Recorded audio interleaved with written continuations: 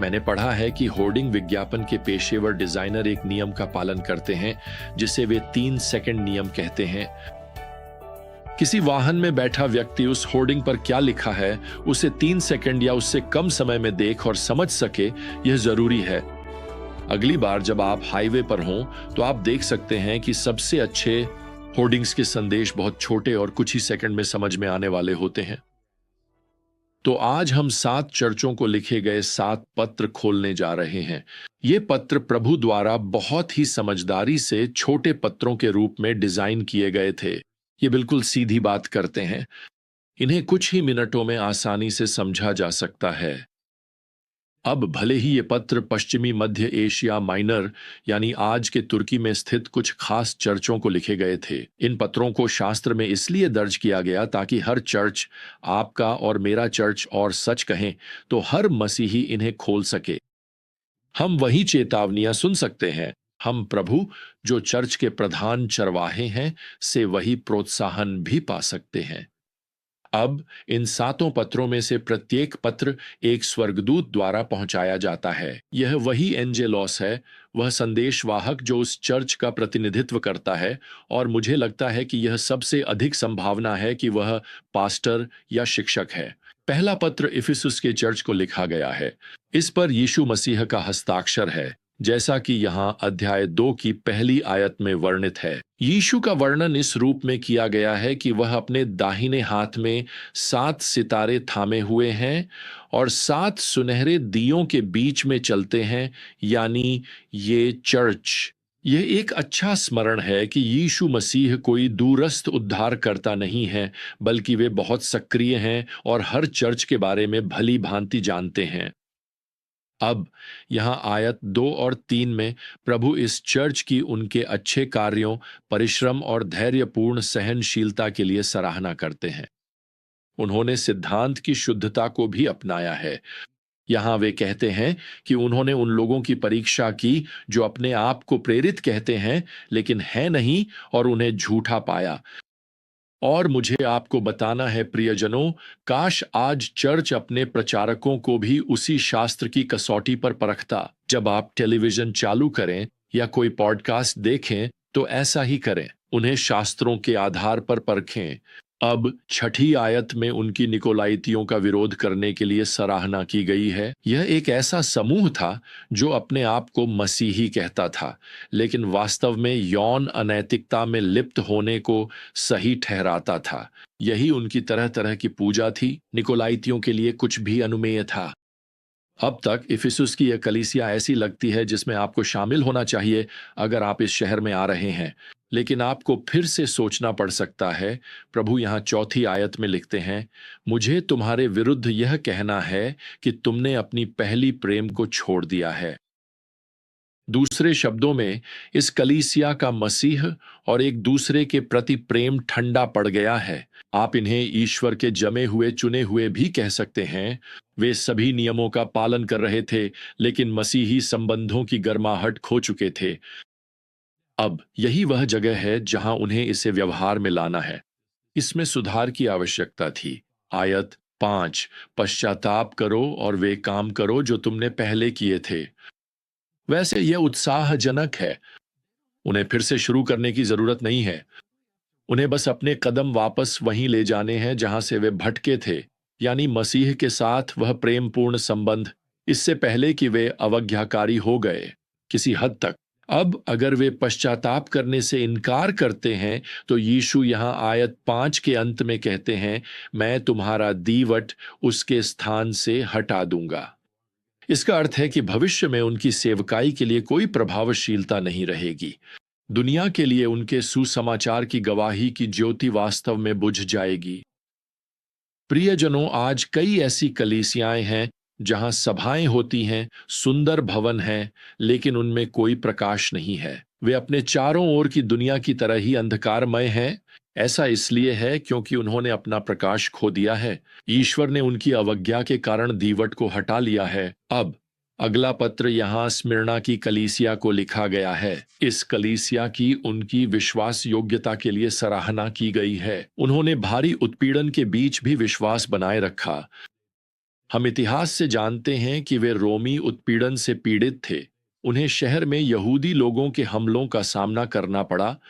वास्तव में यीशु यहां पद 10 में इसका वादा करते हैं, उस बात से मत डरो जो तुम सहने वाले हो। देखो, शैतान तुम में से कुछ को कैद में डालने वाला है ताकि तुम्हारी परीक्षा हो सके, और 10 दिनों तक तुम्हें क्लेश सहना पड़ेगा। अब इन 10 दिनों का समय सचमुच 10 दिन हो सकता है, या यह रूपक रूप में एक छोटे समय को भी दर्शा सकता है। मुझे व्यक्तिगत रूप से लगता है कि यह इतिहास में देखे जा सकने वाले रोमन सम्राटों की एक श्रृंखला द्वारा शुरू की गई 10 उत्पीड़न की अवधियों को दर्शाता है। अब प्रभु उन्हें पद 10 में बताते हैं कि वे डरे नहीं, बल्कि मृत्यु तक विश्वास योग्य बने रहें। दूसरे शब्दों में, वे जो कष्ट सहेंगे, एक दिन स्वर्ग में उसकी अद्भुत जीवन मुकुट से अदला बदली की जाएगी। पद 11 में उन्हें यह वादा किया गया है कि उन्हें दूसरी मृत्यु से कोई हानि नहीं होगी। दूसरी मृत्यु, यह वाक्यांश शास्त्र में 4 बार आता है, और ये चारों बार यहां प्रकाशित वाक्य की पुस्तक में ही है। यह परमेश्वर से शाश्वत अलगाव का वर्णन करता है। तो यह विश्वास योग्य स्मिर्ना की सताई गई कलीसिया वैसे प्रभु से कोई डांट या आलोचना नहीं पाती है, और यह कलीसिया आज दुनिया भर में कष्ट सहने वाले विश्वासियों के लिए एक उदाहरण के रूप में खड़ी है। उन कलीसियाओं के लिए यह पढ़ना कितना बड़ा उत्साह है, मृत्यु तक विश्वास योग्य बने रहो। इसे स्वर्ग की महिमा से बदल दिया जाएगा। अब तीसरी कलीसिया जिसे मसीह से संदेश मिलता है, वह परगमुम में है। हमें यहां पद 13 में बताया गया है कि यह नगर वही स्थान है जहां शैतान का सिंहासन है। कल्पना कीजिए कि प्रेरित आपको बता रहे हैं कि आपका गृह नगर वही है जहां शैतान का सिंहासन है। इसका अर्थ यह है कि इस नगर में शैतान प्रमुख है। वास्तव में वह इस नगर का प्रभारी है। यह संभवतः नगर के मुख्य देवता, चिकित्सा के देवता एस्क्लेपियस की पूजा को दर्शाता है। एस्क्लेपियस को एक सांप के रूप में दर्शाया गया था, जिसे मसीह स्वाभाविक रूप से शैतान से जोड़ेंगे, वही सांप जो आदन की वाटिका में था। यह तथ्य भी जोड़ लें कि एस्क्लेपियस के सबसे सामान्य नामों में से एक था, और मैं उद्धृत करता हूं, उद्धारकर्ता। तो कल्पना कीजिए प्रियजनों, एक झूठा देवता जो सांप के प्रतीक से जुड़ा है, और उसे उद्धारकर्ता कहा जाता है। खैर, प्रभु इस कलीसिया की सराहना करते हैं कि उन्होंने विश्वास का इनकार नहीं किया। जैसा कि यीशु यहां पद 13 में कहते हैं, अंतिपास के दिनों में मेरे विश्वास योग्य साक्षी जिसे तुम्हारे बीच मार डाला गया। तो स्पष्ट है, वहां एक साहसी विश्वास योग्य मसीही था जिसे परगमुम नगर में शहीद कर दिया गया। अब इस अद्भुत प्रशंसा के बावजूद कलीसिया 2 काफी महत्वपूर्ण गलतियों के साथ समझौता कर रही थी। पद 14 में बिलाम की शिक्षा का उल्लेख है। पद 15 में निकोलाइयों की शिक्षा का उल्लेख है। ये झूठी शिक्षाएं यौन अनैतिकता को उचित ठहरा रही थीं, और प्रभु यहां उन्हें पश्चाताप करने का आदेश देते हैं, उस झूठी शिक्षा को अस्वीकार करने और अनैतिकता से दूर होने के लिए। और यदि वे पश्चाताप करने में असफल होते हैं तो उन्हें प्रभु का न्याय भुगतना पड़ेगा। यदि वे आज्ञा मानते हैं तो प्रभु उन्हें यहां पद 17 में यह छिपा हुआ मन्ना देने का वादा करते हैं। यहूदी रब्बी यह सिखा रहे थे कि भविष्यवक्ता यिर्मयाह ने वाचा का संदूक छिपा दिया था, और उसके अंदर मन्ना सुरक्षित रखा गया था जो मसीह के आगमन पर खोजा जाएगा। तो यह किसी प्रकार से विश्वासियों के लिए एक संकेत है जो आने वाले मसीह और उसके महिमामय राज्य के आशीर्वाद का व्यक्तिगत रूप से आनंद उठाएगा। यहां पद 17 में एक सफेद पत्थर का वादा किया गया है जिस पर एक नया नाम लिखा होगा। यह संभवतः उनके ओलंपिक खेलों की ओर संकेत करता है, जहां विजयी खिलाड़ियों को उनके नाम के साथ खुदा हुआ सफेद पत्थर दिया जाता था। ये पत्थर उन्हें आगे से सभी आयोजनों में मुफ्त प्रवेश की अनुमति देते थे। उनका शहर। अब अगला पत्र थुआतीरा नगर की एक कलीसिया को लिखा गया है, और इस कलीसिया की यहाँ पद 19 में उनके प्रेम, विश्वास, सेवा और धैर्यपूर्ण सहनशीलता के लिए सराहना की गई है। और मुझे आपको बताना है, यह किसी स्थानीय कलीसिया को प्रभु द्वारा लिखे गए पत्र की एक शानदार शुरुआत है। लेकिन प्रभु के पास इस स्थानीय कलीसिया के लिए कुछ कड़ी आलोचना भी है। उन्होंने एक प्रभावशाली महिला की झूठी शिक्षा को सहन किया है, जिसे यीशु यहाँ यह जेजेबेल कहकर संबोधित करते हैं।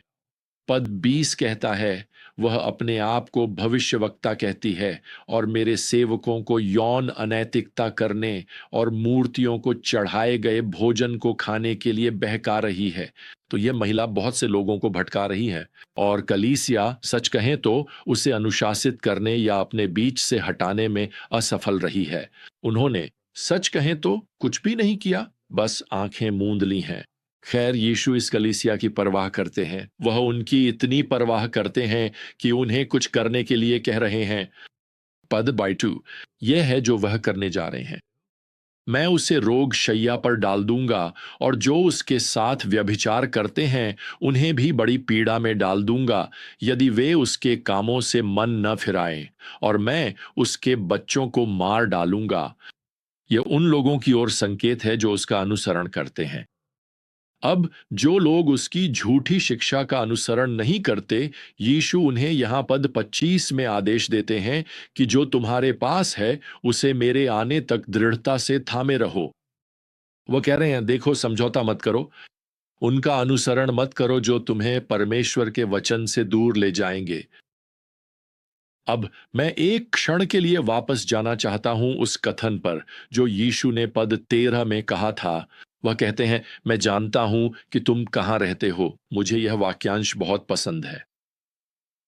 प्रियजनों, यीशु जानते हैं कि आपकी स्थानीय कलीसिया कहां स्थित है। उन्हें पता भी मालूम है। उन्हें पता है कि आप कहां रहते हैं। उन्हें पता है कि मैं कहां रहता हूं। क्या यह एक अद्भुत विचार नहीं है कि यीशु को आपका पता मालूम है? हो सकता है कि उन्हें पता हो कि आपके घर में आप अविश्वासियों के साथ संघर्ष कर रहे हैं। हो सकता है कि उन्हें पता हो कि आप अपनी नौकरी पर शुद्ध गवाही बनाए रखने के लिए संघर्ष कर रहे हैं। उन्हें आपके पड़ोस के बारे में सब कुछ पता है। उन्हें आपके स्कूल के बारे में भी सब कुछ पता है। उन्हें आज आपकी दुनिया में आने वाले हर प्रलोभन के बारे में पता है। इन पत्रों में दी गई उनकी चेतावनियों का पालन करें। उन्होंने ये पत्र आपको और मुझे भी लिखे हैं। आइए हम उनके लिए दृढ़ता से खड़े रहें। आइए आज के लिए शक्ति पाने के लिए हम उन पर निर्भर रहें। तो जब तक हम फिर से यात्रा शुरू न करें, प्रियजनों, प्रभु यीशु मसीह का अनुग्रह, परमेश्वर का प्रेम और पवित्र आत्मा की संगति आप सभी के साथ रहे। आमीन।